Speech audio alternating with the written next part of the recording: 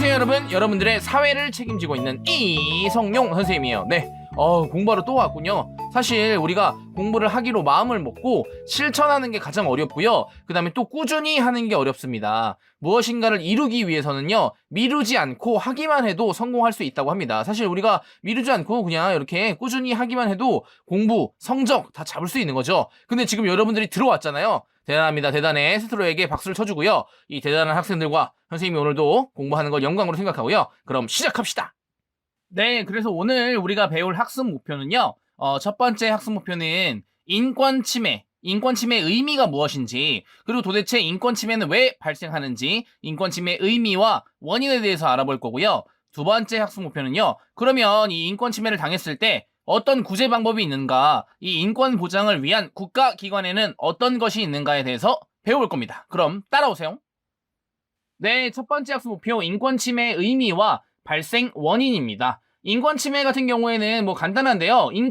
인간의 권리가요, 국가기관 또는 다른 사람에 의해서 훼손됐을 때 그것을 인권 침해라고 합니다. 그러면 인권 침해가 왜 생길까 생각해보면요. 사람들의 고정관념이나 편견 이런 것 때문에 생기고요. 고정관념은 말 그대로 굳어진 생각이고요. 편견은 한쪽에 치우친 생각 이런 거, 우리가 이제 가지고 있는 거 있잖아요. 뭐 인종이라던가 성별이라던가 어떤 사람에 대해서 이제 내가 가지고 있는 생각들, 이런 걸 고정관념이나 편견이라고 하고요. 그 다음에 사회에 잘못된 관습, 오랫동안 습관적으로 해오던 것들이 있습니다. 그 다음에 불합리한 법이나 제도, 이게 수정이 돼야 되는데 계속 그 불합리한 체제를 유지해 왔던 거죠. 이런 것들 때문에 인권 침해가 생기긴 합니다.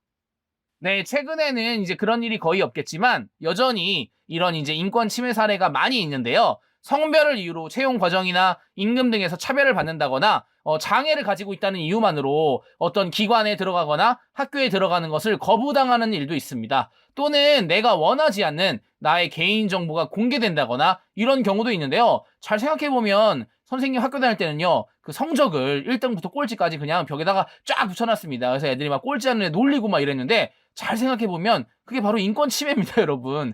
그때 신고했어야 되는데 아쉽네요. 네, 그 다음은 이제 인권 보장을 위한 국가기관에 대해서 배워볼 건데요. 가장 기본적인 게 역시 법원이겠죠. 법원. 법원하면 뭔가 여러분 처벌당할 것 같고 뭔가 끌려갈 것 같고 이렇게 무섭잖아요. 하지만 여러분들이 죄 지은 게 없다면입니다. 없다면 이만큼 안전한 기관이 없습니다. 재판을 통해서요, 침해된 권리를 구제받을 수도 있고, 그 다음에 그 행위 자체에 대해서 처벌을 함으로써 또 이런 일이 일어나지 않게 이렇게 마무리할 수 있는 훌륭한 기관입니다. 네, 네. 제 얼굴 왜요? 범죄형 얼굴이라고? 이거 인권 침해예요. 신고합니다. 네, 지금 신고했고요. 네. 두 번째 기관은 바로 헌법재판소입니다. 시험에 나올 가능성이 가장 높은 것 중에 하나인데요. 이 헌법재판소는 어떤 일을 하냐면요. 가장 기본적으로 기본권을 보장하고요. 두 번째로는 헌법 질서를 유지합니다. 그래서 이 헌법재판소가 하는 일 중에 두 가지가 이제 많이 나오게 되는데요. 하나는 뭐냐면 위헌 법률 심판이고요. 두 번째는 헌법 소원 심판입니다. 그럼 각각에 대해서 좀 간단히 알아보겠습니다.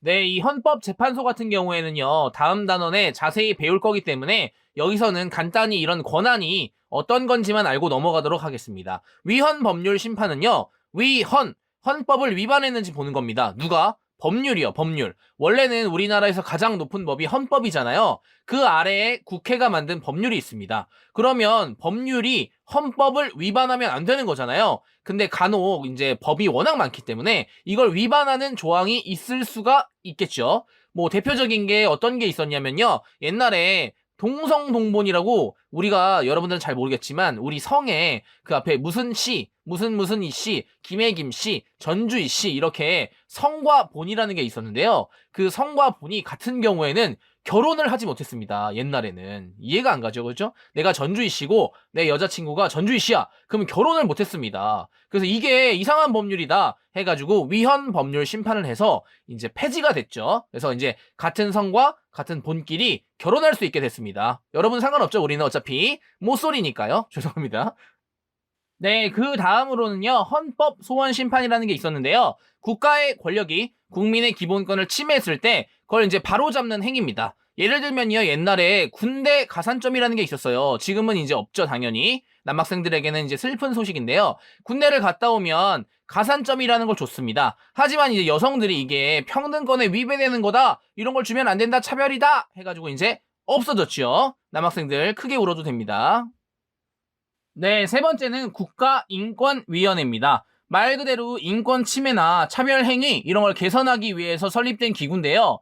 어디에도 속하지 않은 독립된 기구입니다. 만약에 이제 인권 침해 사례를 발견했다, 그러면 여기에다가 이제 조사를 해달라고 진정을 해야 되고요. 진정이 뭐냐면 어떤 것을 이제 조치를 해달라고 요구하는 것을 진정이라고 합니다. 그럼 여기 나와서 이제 조사를 하겠죠. 그래서 야, 이거는 인권 침해다, 이렇게 생각했을 때 그 기관이나 어떤 단체에다가 권고를 할 수 있습니다.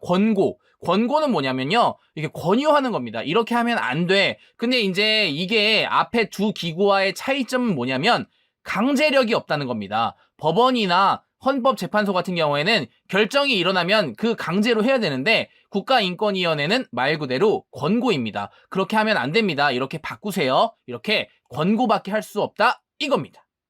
네, 그래서 뭐 중고등학교에서 두발 제한을 지금은 이제 거의 안 하지만 과거에는 두발 제한을 심하게 했거든요. 때문에 이 자신들의 머리카락을 너무 강제로 이제 밀어버리거나 이상한 모양으로 만든다 해서 이제 인권위원회에서 그 제도를 좀 개선해라, 뭐 이랬던 사례가 있고요. 선생님 학생 때만 해도 막 15mm, 뭐 20mm 해가지고 스포츠로 다 밀고 다녔습니다. 선생님의 비주얼을 생각해보세요. 밥맛이 뚝 떨어진다고요? 이거 인권 침해입니다, 여러분.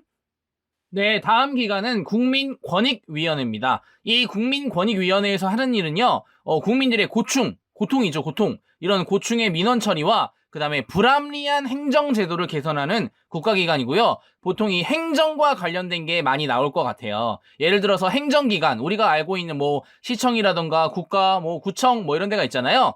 그런 기관이 나에게 잘못된 처분을 해서 내가 권리를 침해당했다 했을 때 우리가 행정심판이라는 걸 이제 청구할 수 있습니다. 그래서 이 행정심판을 해서요, 그게 진짜 잘못된 거다라고 판정이 나면 그 행정처분을 취소할 수 있는 거죠. 다시, 국가기관이 행정을 나한테 잘못했어, 나의 침해를 받았어 나는, 그래서 내가 행정심판을 걸어서 그게 만약에 진짜다 하면 그 행정처분이 취소되는 겁니다. 네, 예를 들어서 뭐 행정기관이 세금을 잘못 매겨서 내가 오랫동안 세금을 더 많이 내고 있었다거나, 아니면 나의 개인적인 땅에 그런 행정기관이 뭔가 잘못을 해서 내가 피해를 입었다, 내 땅이 망가졌다라던가 뭐 이런 식의 행정심판을 걸 수가 있는 거겠죠. 네, 다음은 언론중재위원회입니다. 이 잘못된 뉴스나 보도 이런 것을 통해서 내가 피해를 보았을 때 그 손해배상 등을 통해서 내가 구제를 받는 방법인데요. 선생님이 이제 멋있으니까 연예인이라고 해볼게요. 네, 여러분들 표정이 안 좋네요. 아무튼 이 선생님이 연예인인데 선생님에 대한 악의적인 보도, 뭐 선생님이 너무 잘생겼으니까 성형수술을 50번 정도 했다, 뭐 이런 식의 잘못된 보도를 내서 내가 피해를 봤다 했을 때 이런 언론중재위원회에 청구를 해볼 수 있겠죠. 전혀 이해가 안 되죠, 얘가. 네, 다음은 한국소비자원입니다. 소비자가 뭔지는 알죠, 여러분? 우리가 상품을 구매하고 사용하는 소비자이잖아요. 그런데 그 소비자의 권리가 침해되었을 때 도와주는 기관, 그게 바로 한국소비자원입니다. 우리가 어떤 물건을 사서 먹거나 아니면 어떤 내가 비싼 제품을 구매했는데 그것이 내가 알고 있는 정보와 다른 것이었고 걔네가 뭐 나를 속였다, 그래서 내가 피해를 입었는데 사실 기업을 대상으로 해서 뭔가 싸움을 하거나 이기기가 쉽지 않잖아요. 그때 도와주는 게 바로 한국소비자원이고요. 또 이제 소비자를 위해서 다양한 정보를 제공해 주기도 하니까요. 궁금하신 분은 한국소비자원 검색해서 들어가 보세요. 네, 인권 보장을 위한 국가기관, 법원, 헌법재판소, 국가인권위원회, 국민권익위원회, 언론중재위원회, 한국소비자원, 이렇게 6가지를 배웠는데요. 위에 3개, 법원, 헌재, 국가인권위원회, 요 3개가 그래도 좀 중요하니까 좀 잘 봐두시고요. 그러면 인권 침해를 당했을 때 어떻게 구제받을 수 있는가? 이제 2가지 측면이 있습니다. 국가기관에 의해서 침해당했을 때가 있고요. 아니면 나 말고 다른 시민에 의해서 침해받았을 때 2가지 방법이 있기 때문에 한번 알아보겠습니다. 네, 국가기관에 의해서 침해를 당했을 때는요, 법원에 행정소송을 걸거나요, 아니면 우리가 배웠던 헌법재판소에 위헌법률심판이나 헌법소원심판 이런 것들을 청구하고요. 그래도 안 되면 뭐 국가인권위원회 이런 데 진정을 해야겠죠. 그 다음에 다른 시민에 의해서 침해당했을 때는요, 이건 개인적인 관계이기 때문에 법원에서 민사 소송을 해야 되고요, 경찰이나 검찰에다가 고소를 해야 됩니다. 또는 아까 전처럼 국가인권위원회에 진정을 하는 방법이 있겠죠. 여러분, 인권 침해를 당했을 때 가만히 있으면요, 아무도 도와주지 않아요. 자기가 적극적으로 내가 침해를 당한 거를 어필하고 말해야 도와주지, 가만히 있는 사람을 도와주지 않습니다. 그래서 되게 유명한 말이 있잖아요, 여러분. 법은 권리 위에 잠자는 자를 보호하지 않는다. 권리를 찾아먹으란 얘기입니다. 여러분들도 혹시 침해를 당했을 때는 꼭 찾아먹으세요. 네, 오늘 내용은요, 많지 않아서 목표 1과 2를 그냥 동시에 한 번에 진행했고요. 내용 자체가 많이 어렵지는 않습니다. 인권의 내용이 훼손되는 게 인권 침해였고요. 인권 침해가 발생하는 원인으로는 고정관념이나 편견, 관습, 불합리한 법과 제도 이런 것들이 있었고요. 그래서 인권 보장을 위한 국가기관들이 있었습니다. 재판을 통해서 우리를 도와주는 법원, 위헌법률심판, 헌법소원심판을 하는 헌법재판소, 그 다음에 인권차별을 개선하기 위해서 만든 국가인권위원회인데 강제력이 없다는 거 되게 중요했고요. 그 다음에 국민권익위원회, 언론중재위원회, 한국소비자원 이런 것들을 배웠고요. 국가기관에 의해서 침해당했을 때랑 개인에 의해서 침해당했을 때 방법이 다르다고 했습니다. 네, 여러분 오늘 공부하느라 너무너무 수고했습니다. 오늘 내용이 많지도 않고요. 많이 심하게 어렵지도 않았던 것 같아요. 나만 그런가요? 아니에요? 여러분들도 그랬을 거라고 믿고요. 이제 우리가 인권에 대해서 잘 알게 됐으니까 누군가 내 인권을 침해당한다 했을 때 우리가 오늘 배웠던 기간을 이용해서 그 사람을 꼭 혼내주세요. 다음 시간까지 공부 열심히 하고요. 또 만납시다. 안녕!